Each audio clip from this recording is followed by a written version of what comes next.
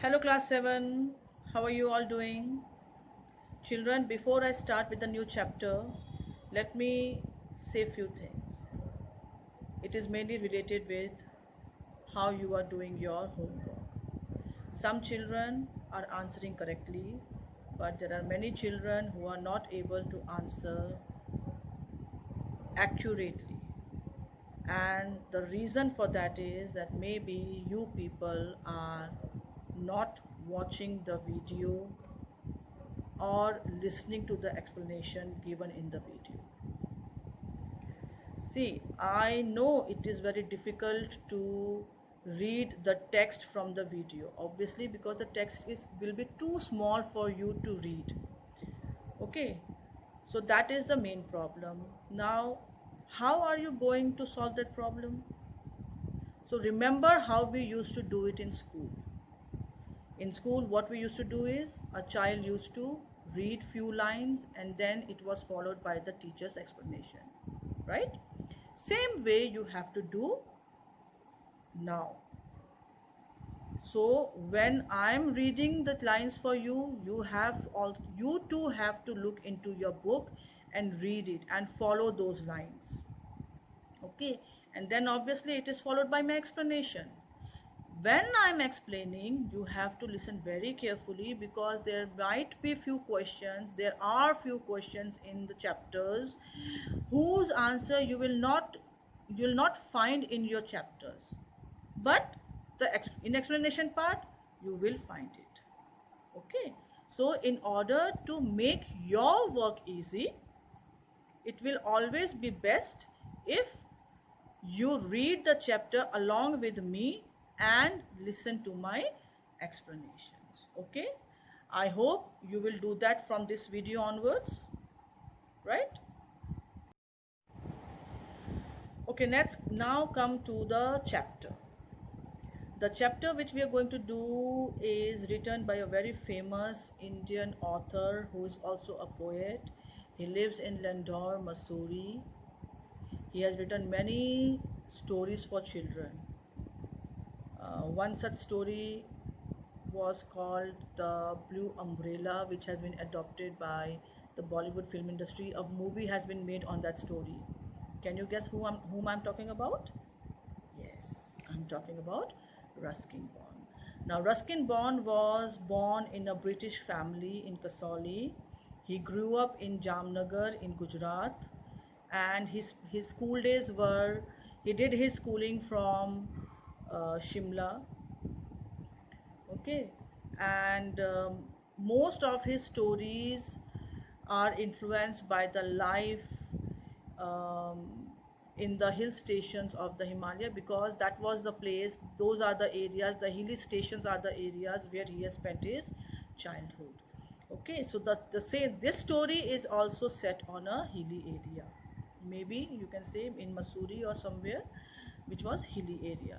So the story is about a young man who, while going to a Christmas party, meets a young girl by the name of Julie, and she tags along with him, and both of them reach to the party where the girl enjoys a lot by dancing all through the night. And when it was time to go back home, she came back with the young man till the point from where she had met him. So from there, she says that she is going to go to her house herself, all alone through the hills. She'll climb up the hills and she'll reach there by herself. Out of concern, the young man offered her his long overcoat because she was wearing a gown and it was quite chilly, quite cold. So he offered his overcoat to her and said that he is going to collect that overcoat, that he'll come next morning to take that overcoat from her. So when he goes to her house the next morning to take back his overcoat, he was quite surprised and shocked also. Now, what surprise was it? Why was he shocked? We'll find it out in the story as we read it. Okay, so without wasting any further time, Let's start with the chapter. So you have to open page number 17 of your book. Okay, remember, you also have to read the lines while I'm reading and then listen to my explanation. Don't forget to do that. Okay, so let's begin. It was clear, frosty weather, and as the moon came up over the Himalayan peaks, I could see the patches of snow still lay on the roads of the hill station. Now the story begins. It was night time. It was a clear, frosty weather. Frosty weather means it was winter time. It was quite cold. The sky was clear and the moon was already up in the sky, and it was a full moonlit night. So the young man, here I stands for the young man. The young man could see that there were patches of snow lying on the roads of the hill station. I would have been quite happy in bed with a book and a hot water bottle at my side. Now, it was so cold that the young man would have been happy staying at home, cuddled up in his bed with a book to read and a hot water bottle to keep him warm. But I had promised the Kapadias that I would go to their party, and I felt it would be churlish of me to stay away. But he says that he had already promised the Kapadias, his neighbors, that he would come to his party. And besides, uh, if had he refused their invitation, it would have been very rude of him. Churlish means it would have been very rude of him to say no. Though he wanted to stay home, he was more interested in staying home. Just not to appear rude, he accepted the Kapadia's invitation of attending their Christmas party. I put on two sweaters, an old football scarf, and an overcoat, and set off down the moonlit road. And so, in order to go to the party, he dressed himself warmly because it was quite cold. Christmas time, 25th December, everybody knows it's quite chilly during those time of the year. Plus, because it was hilly station, it had snowed there, so the weather was quite cold. So, in order to protect himself from that coldness, the young man warmly clad himself into two layers of sweaters. He took an old scarf to keep his neck warm, you can say, and a lawn overcoat, and he started moving towards the Kapadia's house. It was a walk of just over a mile to the Kapadia's house. The house of Kapadia's was not quite far. It was about a mile away from where the young man lived. And I had covered about half the distance when I saw a girl standing in the middle of the road. Now, as he was walking and he had almost covered half of his distance, he saw a girl who was standing in the middle of the road all alone in that moonlit night. She must have been 16 or 17. Now, when the man looked at the girl, looking at her, he realized or he guessed that the girl was around 16 or 17 years old. She looked rather old fashioned, and the appearance that she was giving, the way she was dressed, it was giving the impression that she was old fashioned. Why? Because long hair hanging to her waist. She had long hair which was kept open, and it was open till her waist, and a flamoxy sequined dress, pink and lavender, that reminded me of the photos in my grandmother's family album. And the dress which she was wearing, it was of pink and lavender color, and it was a shiny dress. Flamoxy sequin dress means it was a shiny dress, um, and looking at her dress, it reminded the young man of a few of the pictures that he had seen in his grandmother's album. So the whole appearance of the girl was quite old fashioned.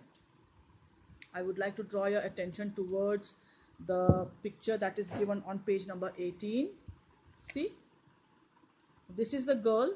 This is the young man. You can see the young man is dressed in his modern attire. He's wearing a pant, he's wearing sweaters, 2 or 3 layers of sweaters. Obviously we can see only one layer of sweater. He's wearing a scarf around his neck to keep himself warm, long, and he's wearing a long overcoat to keep himself warm. And this is the girl I'm talking about. The young man saw in while on his way to the Kapadias. You can see that the girl has long hair and it's open till her waist. The dress she's wearing is a sequin dress. You can see the sparkle here at the bottom. So the whole dress was a sequined dress. It was sparkling, it was shiny, so that looking at her appearance, it reminded the young man of few of the pictures that he had seen in his grandmother's family album. When I went closer, I noticed that she had lovely eyes and a winning smile. So when the young man gets closer, he comes nearer to the girl. He sees her more clearly.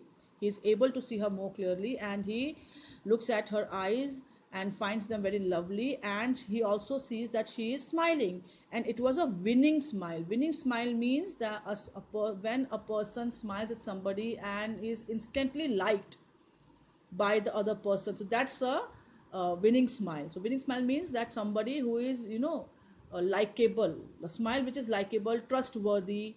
So that's a winning smile. Good evening, I said. It's a cold night to be out. So he starts conversing with the young girl and he wishes her good evening, because obviously it was night time, and he says it's quite cold for anyone to be out. Are you going to the party? She asks. So the girl asks the young man if he was going to the party. That's right. And I can see from your lovely dress that you are going too. So he says, yes, I'm going to the party, and the way you are dressed, it seems as if you are also going to the party. Come along. We are nearly there. And the young man says to her that, okay, because both of us are going to the same place, so let's go there together. She fell into step beside me, and we soon saw lights from the Kapadia's house shining brightly through the deodars. Now, the girl also starts walking beside him. She fell into step beside him. Beside me means the girl also starts walking along the young man, and soon they were near enough the Kabadia's house that they could see the light from their house, which was shining brightly, and the house they could see through the deodars. Deodars are trees which are found in the hilly areas. The girl told me her name was Julie. So the girl introduces herself and tells the young man that she is Julie. Her name is Julie. I hadn't seen her before, but I had only been in the hill station a few months. Now, when the girl introduces herself as Julie, the young man realizes that he has never seen that girl before since he has arrived in that hilly area, because it had only been few months since his arrival.